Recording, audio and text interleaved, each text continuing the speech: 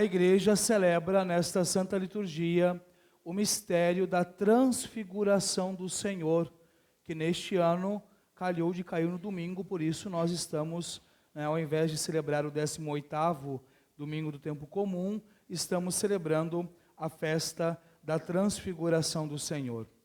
E no que é que consiste, é sempre importante partirmos do ponto principal, do básico, no que é que consiste a transfiguração? A própria palavra vai nos ajudar a compreender isso. Quando uma pessoa, por um problema de saúde, por exemplo, emagrece demais, ou quando uma pessoa sofre algum tipo de acidente muito assim, que lhe causa uma série de problemas físicos, a gente costuma dizer o quê? Que a pessoa está desfigurada. Ou seja, ela perdeu aquela figura habitual, aquela imagem com a qual nós estávamos acostumados a ver. Então, é mais ou menos a mesma ideia, O desfigurar é perder aquela imagem. Agora, a palavra transfigurar também está ligado à figura, ao aspecto, à imagem. Mas o prefixo da palavra trans vem de transformação, transformar. E em que sentido, então, o Cristo, ele transformou-se, transformou a sua figura neste momento da transfiguração? No sentido de que, até ali, embora ele tenha realizado milagres, ele tenha realizado curas, ele tenha realizado sinais, por exemplo, como andar sobre as águas, que não são próprios da nossa natureza humana, mas fisicamente, ao olhar Jesus, o seu corpo, a sua natureza humana, não trazia nada, absolutamente nada diverso, diferente do que qualquer outro homem. O aspecto físico de Jesus era o mesmo que de um homem comum. Então, nada dizia ali que ele fosse algo além de um homem.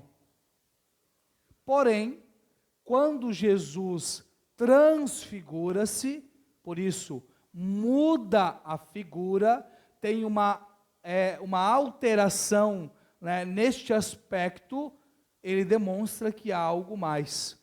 Então, a transfiguração, ela consiste no fato de que na figura humana agora aparece também a realidade divina.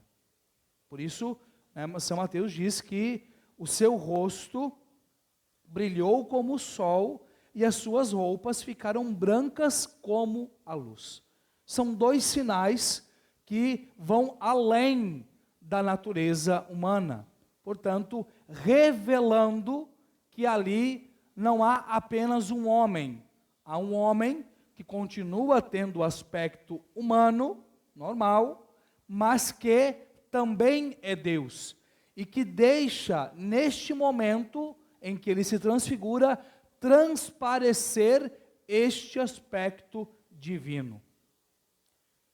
E o motivo para que Cristo faça isso, ou melhor, os motivos, eu diria, são vários e eu gostaria de elencar dois. Primeiro, é sempre importante a gente entender, que tudo que Nosso Senhor faz tem um sentido, e é o que a gente vai inclusive rezar logo mais no prefácio da liturgia de hoje, é para que os discípulos não se escandalizassem no sentido de não temerem, não se desesperarem quando eles vissem o Cristo de fato desfigurado. Por isso eu comecei com essa reflexão.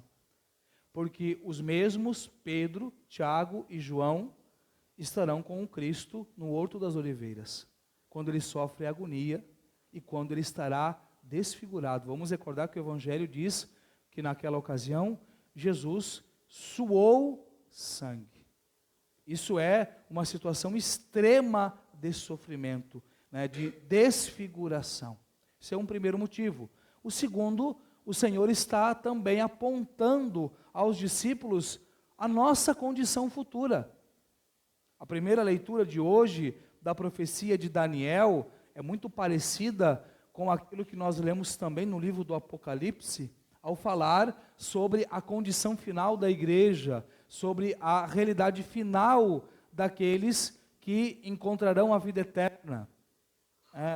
As suas roupas alvejadas no sangue do Cordeiro, tão brancas como nenhuma lavadeira poderia alvejar, né? Essas características de almas que estão totalmente purificadas. Então, na transfiguração, de algum modo, o Cristo está apontando, olha, esta condição que vocês estão vendo agora em mim, é uma condição semelhante a que vocês viverão na realidade futura, na realidade eterna. Também, no Evangelho de hoje, quando Jesus transfigura-se, vem um segundo ponto que confirma esta realidade da divindade de nosso Senhor Jesus Cristo. Aparecem duas figuras simultaneamente à transfiguração de Jesus. De um lado, Moisés, de outro lado, Elias. Moisés e Elias são os dois grandes representantes do Antigo Testamento. Moisés é a lei, Elias são os profetas. Então, esta é a palavra de Deus no sentido do Antigo Testamento. Era a palavra dentro da tradição religiosa judaica. E por que eles vêm confirmar esta divindade de nosso Senhor Jesus Cristo? Porque todo o Antigo Testamento é uma preparação para a vinda do Messias e é um anúncio da vinda do Messias. Os mandamentos, Moisés, são uma preparação. Os profetas, Elias, são um anúncio da vinda do Salvador, da vinda do Messias. Então, todo o Antigo Testamento, ele não tem um sentido em si, ele tem um sentido quando chega naquilo que nós costumamos chamar de plenitude da revelação, que é a encarnação do Verbo, que é a presença de Cristo mesmo. Então, quando na transfiguração, primeiro, o Cristo muda de figura, transfigura, deixa transparecer na carne, na humanidade, a realidade divina, e ao mesmo tempo aparecem as figuras de Moisés e Elias, seria como se eles estivessem dizendo assim, né, se pudesse ter uma legenda, né, debaixo da visão, a legenda seria a seguinte: olha, Deus me entregou a lei para preparar para a vinda dele. Debaixo de Elias seria assim: eu e os demais profetas anunciamos a vinda dele, e nós estamos aqui para dizer, ele é que nós preparamos e anunciamos a vinda. Ele é o Messias, ele é o Salvador. E tudo corrobora, fecha, quando diante, né, dessa visão, inclusive, né, o Evangelho escreve que Pedro ficou meio assim atônito, né, não sabia nem o que falava. Olha, então vamos ficar por aqui mesmo, está tudo muito bom. E aí vem a segunda parte da transfiguração, que é quando vem essa nuvem, né, e se a gente passar um olhar rápido sobre o Antigo Testamento, nós veremos que, inclusive, as leituras, a primeira leitura, né, as primeiras leituras dessa semana que a gente ouviu durante a semana, falam disso, né? A nuvem é sempre uma presença de Deus. Quando Moisés precisava falar com Deus, ou melhor, quando Deus indicava que queria falar com Moisés, a nuvem descia sobre o monte. Aí Moisés subia e falava com Deus. Nessa semana, quando o povo estava na sua peregrinação e havia ali aquele santuário móvel que acompanhava, onde estava a Arca da Aliança, durante o dia, a nuvem ficava sobre o santuário. E quando Moisés entrava para falar com Deus, a nuvem descia, sinal da presença de Deus. Então, quando desce esta nuvem sobre o monte da transfiguração, sobre o monte Tabor, é sinal da presença de Deus, o Criador de todas as coisas. E o que é que Deus diz àqueles que estão ali? Não é para Jesus, Jesus sabia que ele era o Filho de Deus. Não é para Moisés e Elias, eles estão ali para confirmar. É para Pedro, Tiago e João. E hoje é para nós. O que é que diz o Senhor? Este é o meu Filho amado, no qual eu pus todo o meu agrado. Escutai-o.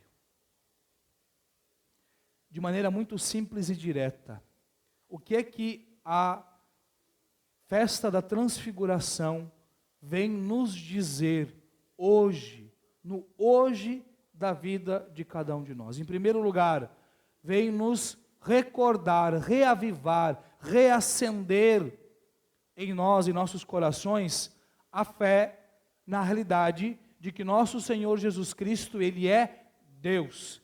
Ele é o cumprimento das promessas de Deus. E no que isto incide, no que isto interfere em nossas vidas? Vai interferir a medida em que nós cumprirmos, obedecermos, dermos atenção àquilo que o próprio Deus falou. Escutai-o. Então o convite de Jesus hoje a nós, nesta festa da transfiguração, é este. Muito simples, mas ao mesmo tempo complexo, porque exige de nós uma atitude de querer escutar. O convite de Jesus hoje é este: escutem, escutem a minha palavra, escutem o que eu tenho a lhes dizer. Porque, meus irmãos e irmãs, a salvação, a redenção, consiste em nós redescobrirmos o nosso caminho em direção a Deus. O pecado, ele faz exatamente isso. Ele faz com que nós nos percamos no caminho na busca de Deus. Então, o ser humano, a partir da realidade do pecado original, ele se perdeu, literalmente. Deus se faz homem, vem para que com a sua vida, com os seus ensinamentos, com a sua entrega, ele diga: olha, você quer de novo encontrar a Deus? Quantas vezes Jesus disse isso? Vem e segue-me. Não é só para seguir porque ele quer um grupo de discípulos, é para segui-lo para que nós possamos, de fato, encontrar aquele para o qual nós fomos criados, o Senhor, o céu, a vida eterna. Só que se nós não o seguirmos, se nós não o escutarmos, provavelmente nós não vamos segui-lo. E aqui entram dois pontos, para a gente concluir a nossa reflexão.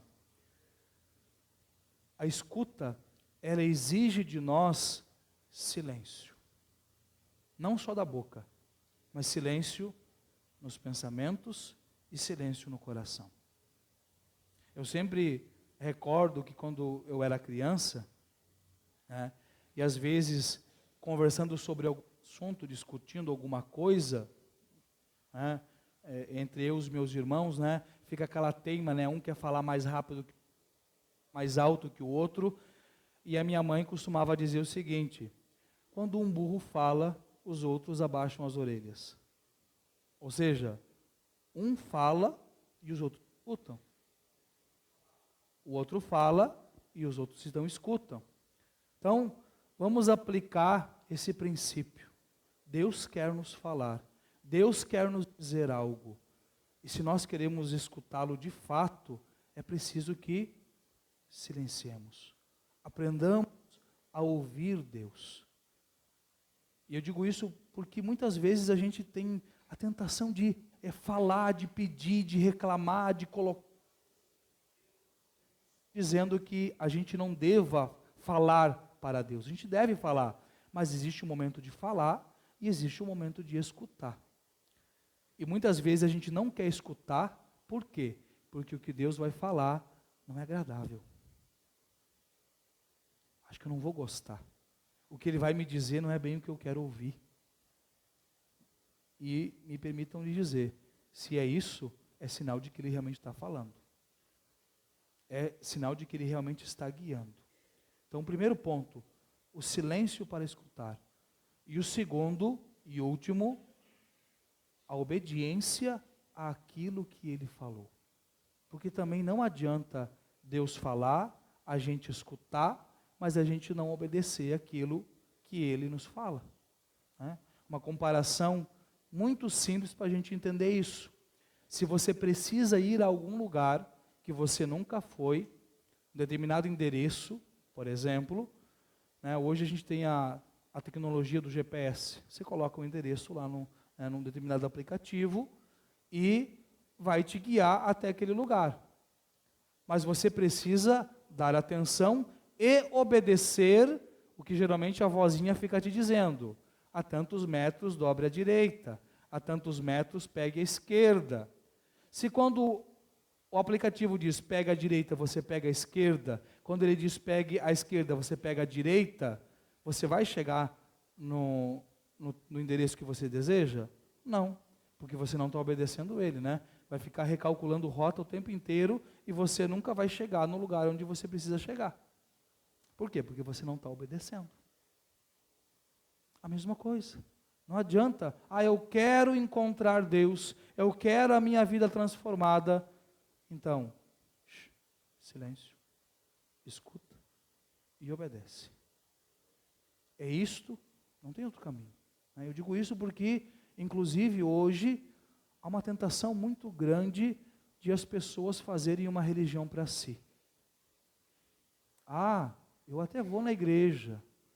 Eu sou católico, mas é do meu jeito. Você pode se dizer católico, mas está passando longe de ser católico. E se está passando longe de ser católico, vai passar longe do objetivo de ser católico, que é o céu e a vida eterna. A religião não é algo por aqui e por agora. A igreja não é algo por aqui e por agora. Nós estamos passando, mas o objetivo é outro. O destino é outro. Então, meus irmãos e irmãs, que nós possamos hoje, diante deste mistério, contemplar o Senhor que se revela, ouvir a sua voz e, acima de tudo, obedecê-lo, para que um dia sejamos nós a alegremente contemplá-lo, assim como nós vimos, pela palavra Moisés e Elias, e também aquela visão que Daniel teve na primeira leitura.